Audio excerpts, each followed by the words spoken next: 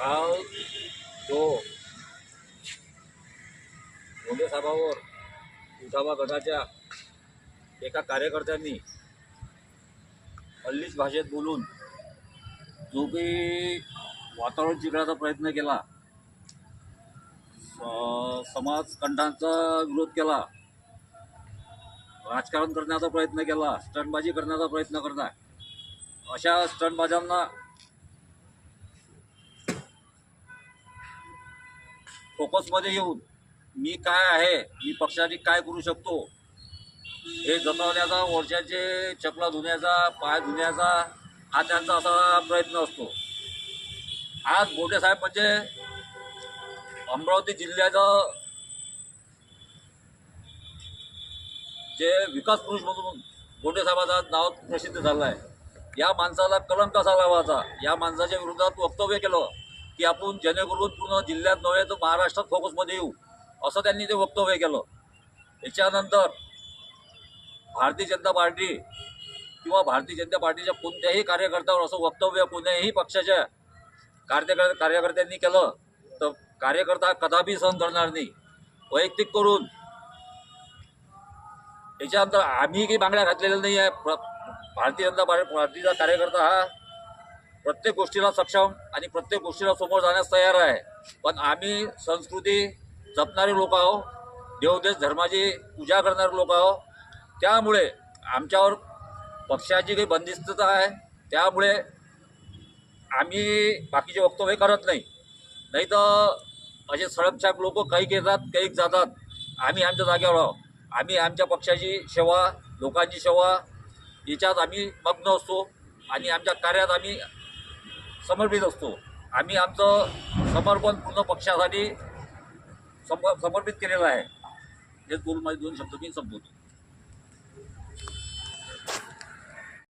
August 2026 रोजी अचलपूर मेलघाट ग्रामीण मंडळातर्फे आम्ही पथरोड पोलीस स्टेशन इथे पुन्हा पराग बुर्दे जे उभाडाचे कार्यकर्ते आहे त्यांच्यावर गुन्हा दाखल करण्यासाठी इथे आज आलेलो आहोत.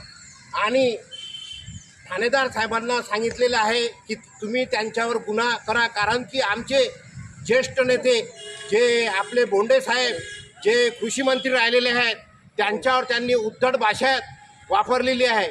आणि त्यांच्यावर अशी जी भाषा त्यांनी वापरली तोंडफोडीची, ती तोंडफोडीची भाषा आमचा जो कार्यकर्ता आहे भारतीय जनता पार्टीचा तो कदापि सहन करणार नाही.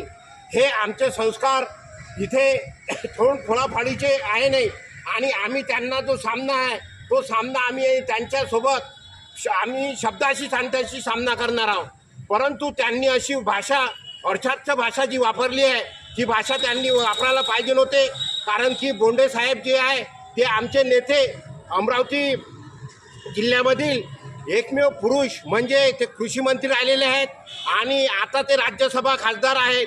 आणि ते प्रत्येक कार्यकर्ता, कोणताही कार्यकर्ता भारतीय जनता पार्टीचा असो, ते प्रत्येकाच्या इथे धावून येतात. परंतु अजून त्यांनी असं म्हटले की भारतीय जनता पार्टीचे जे आपले जी दहीहंडी केली आहे ती दहीहंडी त्यांनी म्हणजे बा पळाले आहे तिथून. आम्ही भारतीय जनता पार्टीचे कार्यकर्ते कोणाला भीत नाही.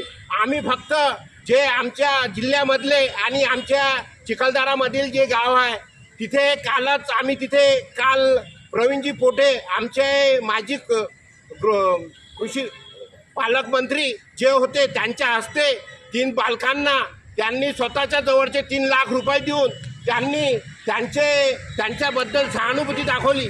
आणि ती दाखवल्यानंतर आणि आमचे जे आमदार आहे मेलघाट आमदार केवळरामजी काळे त्यांनी पण सुद्धा त्यांना त्या जे माता आहे त्यांना सुद्धा एक भारतीय जनता पार्टीतर्फे आणि आपल्या मेलघाटतर्फे त्यांना एक विशेष रक्कम दिली आहे.